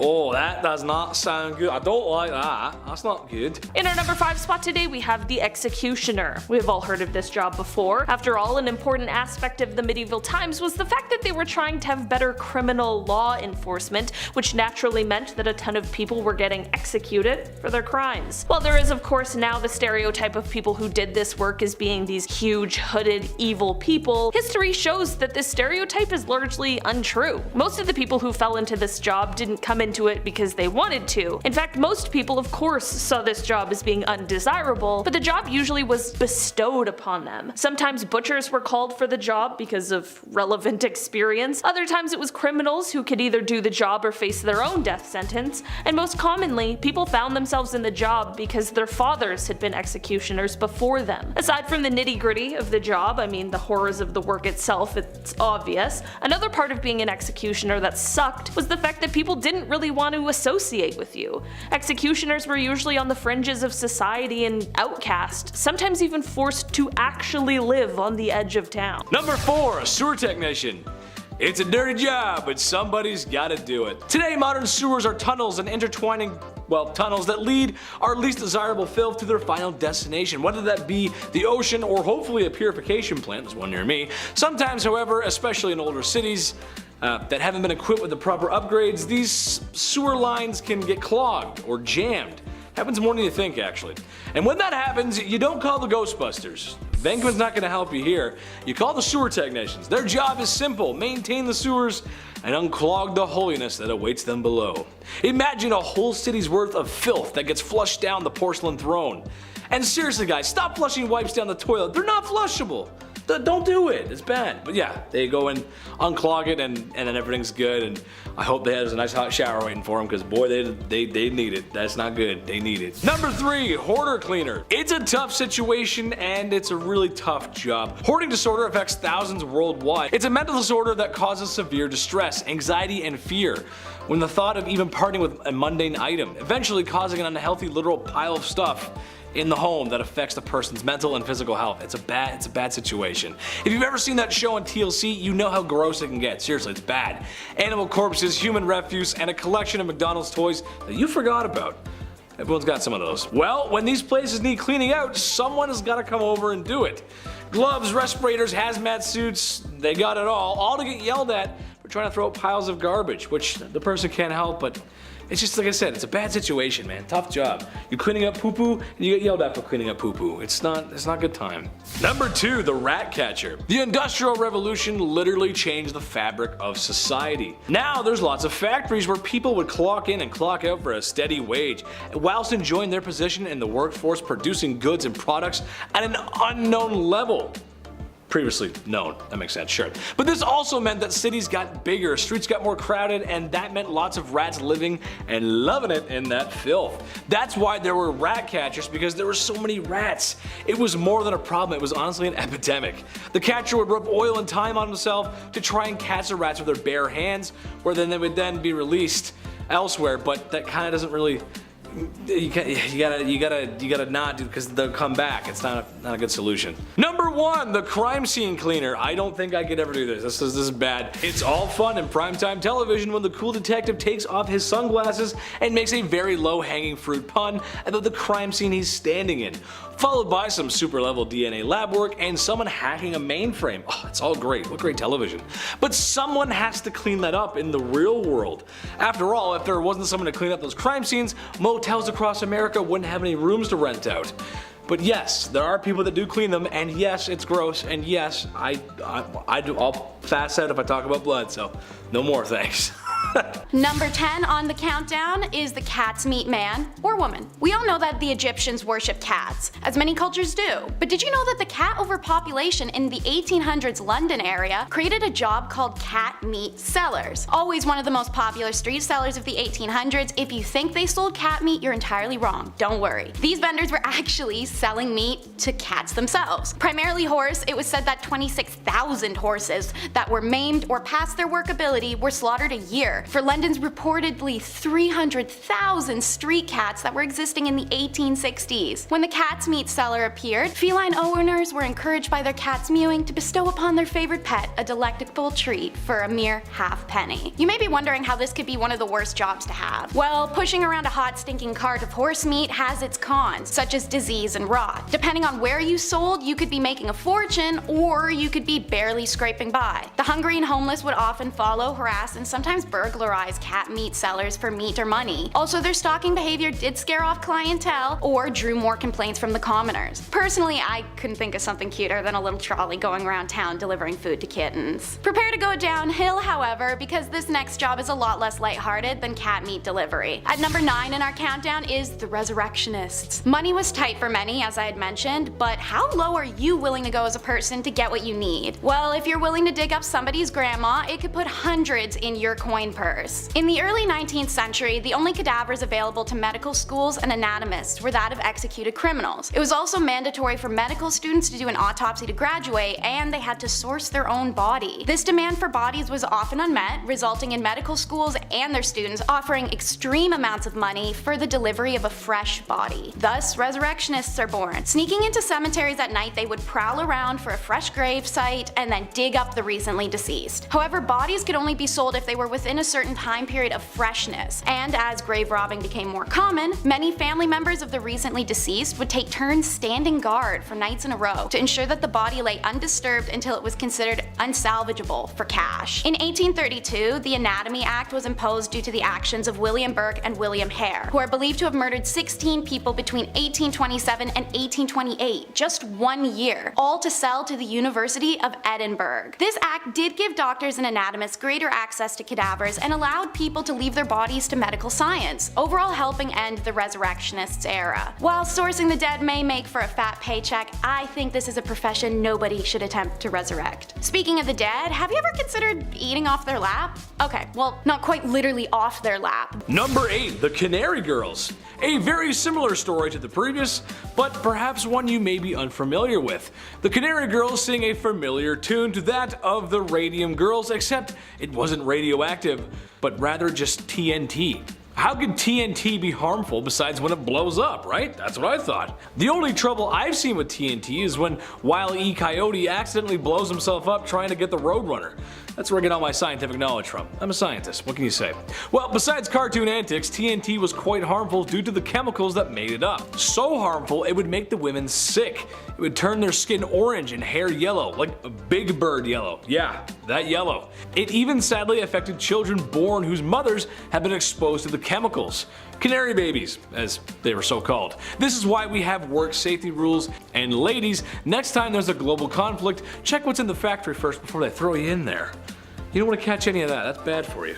Number 7 is mudlarking. Victorian mudlarks are the original foragers of the foreshore. They would be scavenging for anything on exposed riverbed which they could sell in order to survive. This was the last ditch resort. People would hike up trousers and wade their feet around in sludge, feeling with toes as well as fingers for items that may be lost or discarded in the mud. All ages participated in this activity. However, it was usually those who were the most affected by poverty that were taking part. As a result, those seen mudlarking were considered shameful and the lowest of society. River Thames was the most famous for mudlarking in the Victorian era, as it was a renowned dumping ground that saw endless amounts of product travel through it. It was also a highly impoverished area, which made the desperation to make money all the more grand, filling their water banks with the poor. Mudlarking actually isn't out of practice nowadays, but it has changed significantly. Nowadays it can be a fun group or solo activity that on occasion does require a permit. You can join mudlarking groups or do tours while traveling. It seems that sifting through garbage was an unfortunate trend in the Victorian era, as toshers make number 6 in our countdown. Toshers, a fun word to say, the job, not so much. Unlike mudlarking, which was in the riverbeds, these workers went underground for their winnings. The Victorian era saw the development of sewer systems, and the poor saw opportunity in them. Toshers descended into the sewers to sift through raw sewage and find any valuable that may have fallen down the drains. It was extremely dangerous work, as noxious gas fumes formed deadly airless pockets, and since sewers were newer, the tunnels frequently crumbled from inefficient building. There were swarms of rats that had little fear of humans, and at any moment the sluices might just open for a fresh wave of filthy water and feces to come crashing through. After 1840, it did become illegal to enter the sewers without permission. Rather than abandon the trade, toshers began working late at night or early in the morning to avoid detection. It may have been a stinky job, but it was also one of the most profitable on our list today. I guess you'd go nose blind after a little bit.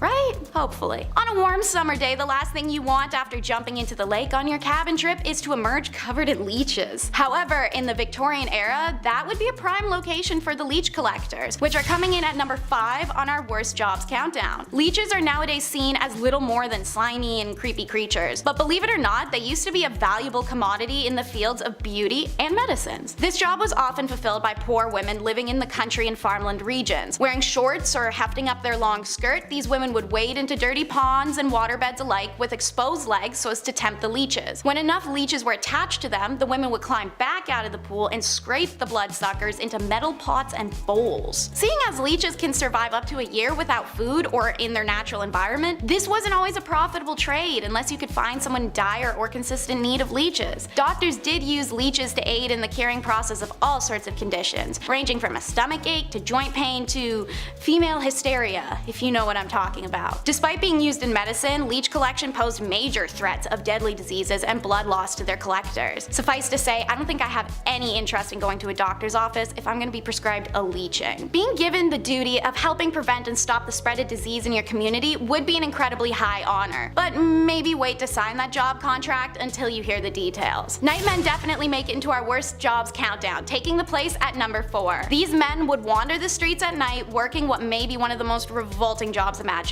collecting human feces off the street for proper disposal. They would dig up the feces from chamber pots, street wells, ditches, sewer holes, you name it. By the time the sun would begin to rise, the carts would be full of the city's excrement, which would then be carried off and reused as fertilizers for the crop that they later consumed. Yummy. Part of being one of the only people up at night means you're a valuable set of eyes. There are reports of nightmen catching burglars, or SA, in the act, or being called to bloody scenes by members of the public to provide alibis. There's also hundreds of cases where nightmen are the ones to find bodies of those who had met their ends out on the street. After long, solitary nights of collecting feces and seeing these crimes unfold, a nightman would collect his 23 shillings, which is $75 today, at the end of the week, and go home to rest before starting it all over again.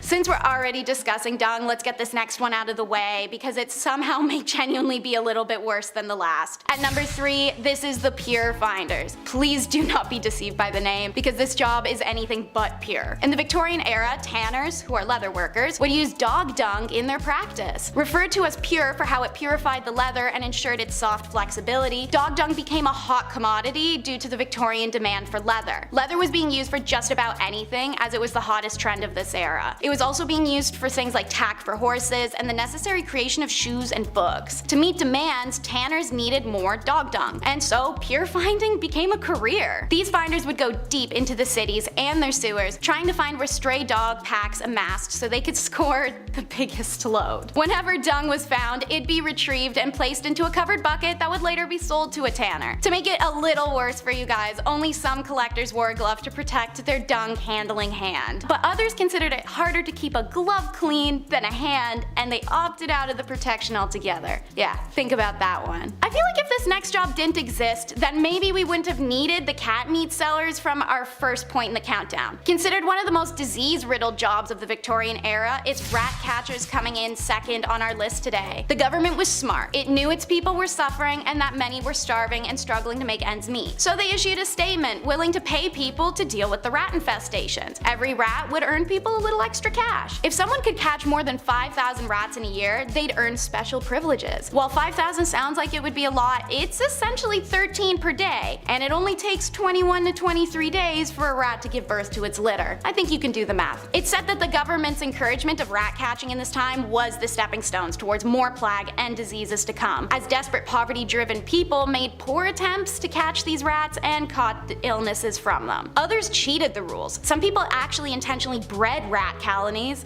to supplement their captured rodents. Rat catching became such a lucrative business that gangs formed around it, and murders even took place when the cheaters were discovered or if somebody infiltrated somebody else's ratting territory. Between the venomous competition and high risk of disease resulting in death, it's safe to say that rat catching may have been one of the worst jobs. And now, what may be the worst of the worst for #1 slot. Let's learn about the history of matchmakers. No, this isn't the romantic kind of matchmaking, unfortunately, but it's rather the business of matches itself. Working what was often a 14-hour shift, matchmakers were predominantly women who were immigrants, living in poverty, widowed, just overall in a bad situation for an era where women had pretty much zero rights. They were compensated poorly, often sexually harassed or assaulted by their management, and even forced to pay fines to their workplace should they be tardy or damage anything they worked on. Working with white phosphorus, the material found in the tip of the match to enable the instant strike anywhere effect, was highly toxic and responsible for a devastating disease known as phossy jaw. This nickname was given by the matchmakers to the particularly nasty condition that would cause the jawbone to rot and become disfigured. Eventually, this infection would spread to the brain and cause debilitating symptoms and extreme pain prior to death.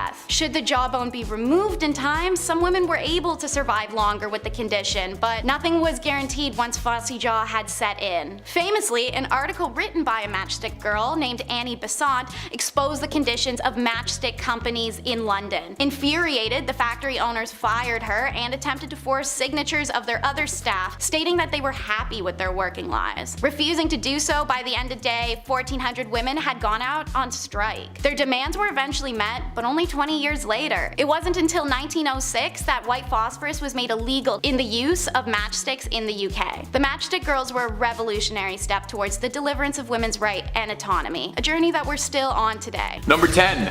Nightman. Now, the name Nightman sounds pretty cool, doesn't it? If you're part of the Nightmen, you might be a guild that watches over the dark, protecting people like a superhero team, fighters of the day man, master of karate and all that. Well, if only life were that cool. No, you definitely would not want to be a Nightman. A Nightman was a very polite name for a job that boiled down to guy who cleaned human feces out of the cesspit. Yeah. You ever use a septic tank and thought, wow, this is prehistoric technology? Well, imagine a medieval precursor to a septic tank, if you will, and you've got yourself a cesspit. Easily one of the crappiest jobs in human history.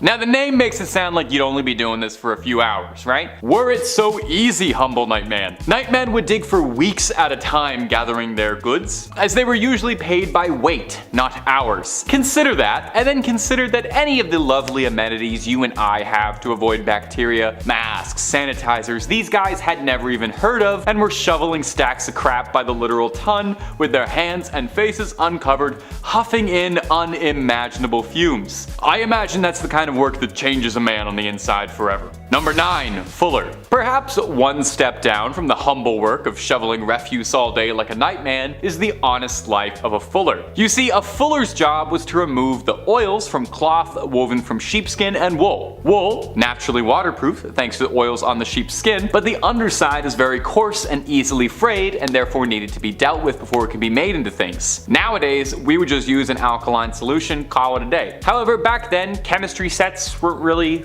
available, so you'd have to make do with what you had, right? And what better source of natural alkaline than in pea? Specifically old pea, nice and stale. We're looking for that burnt sienna orange. So the fuller takes the woven wool and cloth, soaks it in a nice giant tub full of old pea, and then stomps on it like you're crushing grapes for wine, except it's not at all like you're crushing grapes for wine because you're stomping on wool full of old pea. It was fairly common as well for fullers to source their own alkaline solution, for lack of a better word. There was no royal distributor of old pea. You couldn't stroll up to the pea man, so they'd have to scrounge and collect it themselves, and if that meant heading to public toilets and private homes, knocking on the front door with their hands held open for a big handout, every drop counts.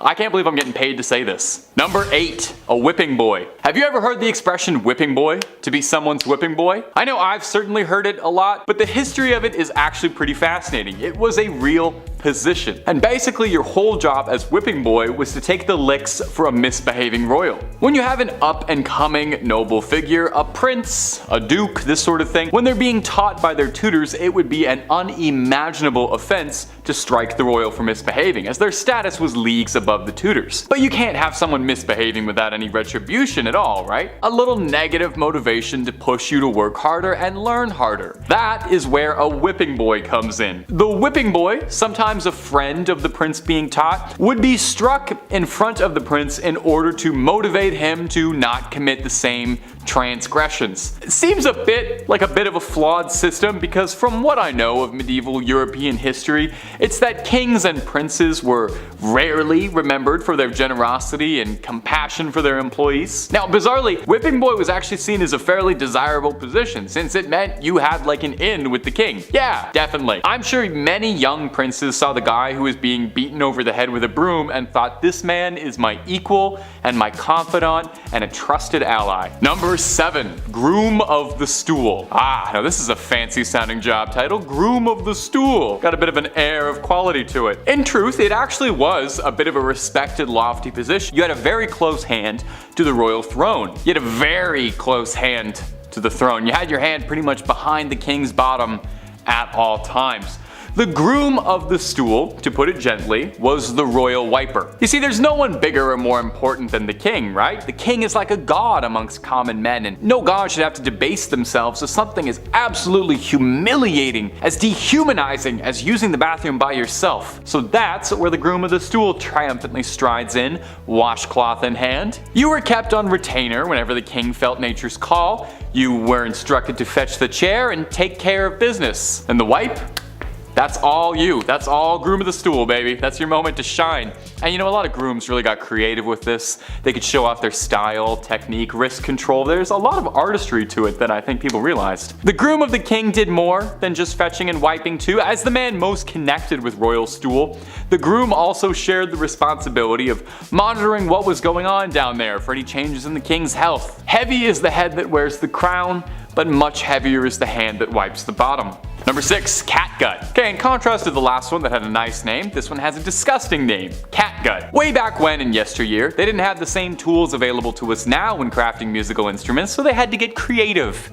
If you wanted to hear something beautiful on violin, you couldn't just head on down to Long and McQuaid and pick up a pack of strings. You'd need a guy willing to get his hands wrist deep in some catgut. Now, confusingly, no actual cats were involved, but plenty of sheep were. Violin strings were made of sheep's guts, and they would make the strings by twisting strands of sheep's intestines and innards together. Lovely. They'd have to be careful while butchering the animals to make sure they didn't accidentally harm any of the goods. This process would take hours at a time, from the butchering, the careful removal of the organs, and then they needed to be soaked in a wood ash solution to be clean since they were inside a sheep, and then stared at for a few hours to make sure nothing was going wrong, and then the drying process could begin.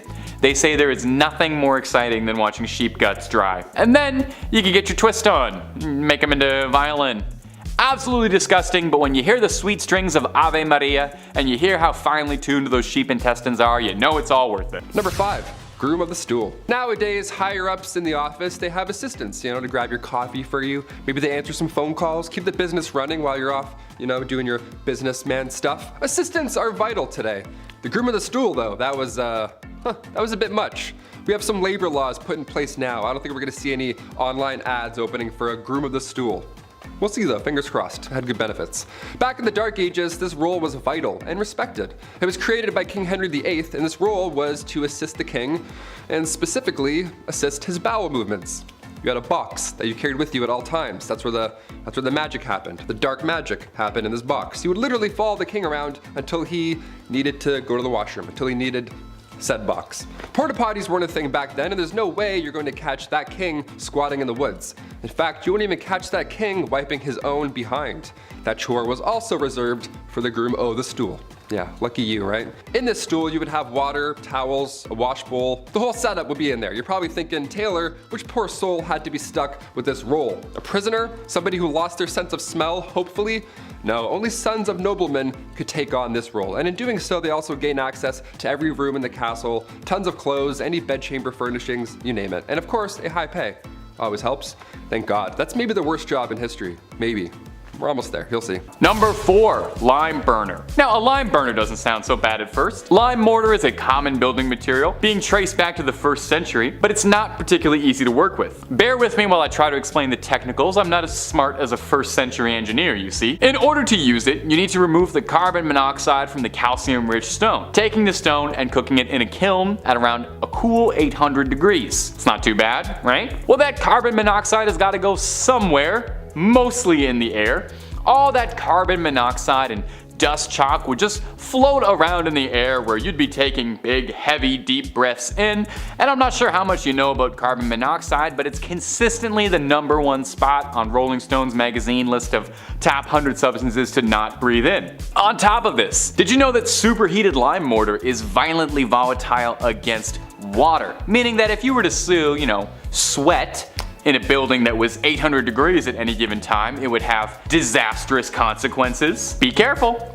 Number 3, rat catcher. It doesn't sound fancy, but it's exactly what it says in the tin. You catch rats. You gotta wonder why you wouldn't just outsource this to the cat community. They're very good at this sort of thing. Rats, cute as I find them, at the time were filled to bursting with plague, disease, all kinds of grossness. Castle stockrooms were filled with grain, vegetables, and herbs, and if you're a rat, those are the things that make life worthwhile. Rats were a problem for nobility, but an even bigger issue for common folk and peasants, because if these little rats ate up what little grain you had, you would go destitute fast. But oh, come on, who can say no to their little pawsies and their little eyesies? I'm biased, I love rats. I would be a rat catcher if I could. Some rat catchers allegedly were reported to have raised their own supply of rats in order to squeak a few extra dollars out of the town. That's hilarious, by the way, love that scheme. Now, traditionally their methods would involve things like leaving out traps or poisoned herbs. That wasn't always enough though, so rat catchers would also invoke the old methods, namely magic, and try to entice rats away with spells. This often didn't work terribly well since rats are naturally resistant to magic, like everybody knows this. Number 2, plague bearer. The plague ravaged London and Europe, leaving behind a wake of bodies and a stack of corpses as high as your medieval eyes could see. So somebody had to deal with all of that, right? A street sweeper of sorts was needed. You remember in Monty Python and the Holy Grail when Eric Idle is going around ringing his little bell telling everyone to come bring out their dead? Hilarious, right? Well, it's partly based on reality because this is more or less what a plague bearer really was. The parish would hire out plague bearers who would then tour the streets of the village or town or whatever, wagon in hand, collecting the bodies of the ailing and dead to go dump in a mass graveyard shortly after. Tons of fun! They would spend their nights surrounded by dead bodies and their days in the church with the same dead bodies because according to the church's law, they were required to live there to prevent spreading what they were dealing with to anyone else. This might be history's first case of social distancing. And finally, at number 1 of the jobs you don't want is executioner. We've all heard of this one, and we're probably conjuring up a pretty vivid image of a burly, shirtless monster in a black hood with a big ol' axe or something, wielded by someone who can't get enough of their day job and love their passion of separating necks from heads.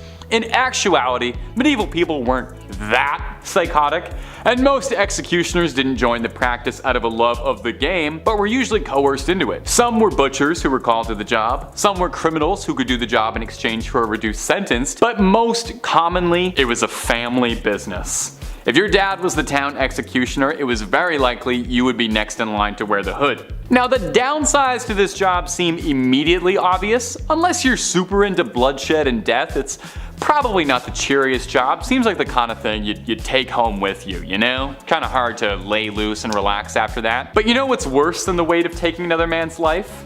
Social isolation. Executioners were not particularly well liked, looked down upon as outcasts, sometimes even forced to live outside of town. Well, you know what, executioner? It could be worse. You could be the groom of the stool, you could be a nightman, so count your blessings. That's all she wrote, my gang. Thanks so much for watching.